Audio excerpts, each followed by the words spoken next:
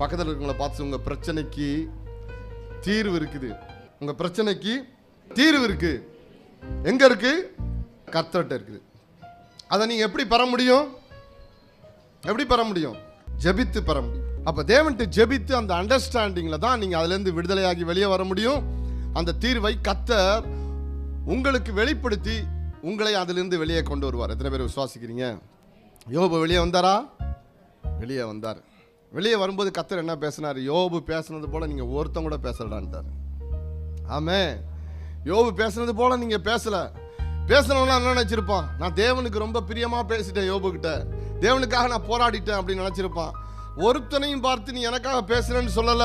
யோபு பேசுனதை போல நீங்க பேசல அப்படின்னு சொல்லிட்டு யோபை ஆசீர்வதித்து 2 மடங்கு கர்த்தர் கனத்தை கொடுக்கிறார். அப்படி கொடுத்ததுனால தான் யோபு சொல்லுகிறார், சிறுமையானவர்களின் நியாயத்தை விசாரிக்கிறார். யோபு சொல்லுகிற அந்த ஞான வார்த்தை, சிறுமையானவர்களின் நியாயத்தை விசாரிக்கிறார்.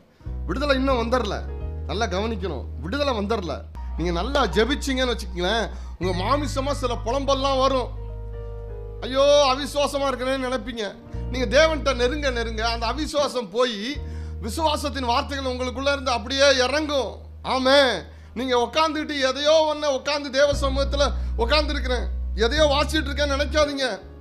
தேவ சமூகத்தில் நீங்க ஸ்பெண்ட் பண்ணும்போது உங்களுடைய மைண்டை, மனதை ஆண்டவர்கிட்ட கொடுத்தோன்னே, ஆண்டவர் அந்த மனதை டேக் ஓவர் பண்ணோன்னே, நல்ல கவனிங்க, பிராக்டிகலாக பேசுகிறேன், உலகத்தின் சந்தடிகளுக்கு நீங்கள் விலக ஆரம்பிக்கும் போது, நீங்கள் ஜெபத்தில் கொஞ்சம் நேரம் எடுத்து ஜெபிக்க ஜெபிக்க ஜெபிக்க ஜெபிக்க முதல்ல உங்களுடைய காரியங்கள் எல்லாம் உங்கள்கிட்ட இருந்து அப்படியே மறக்குது.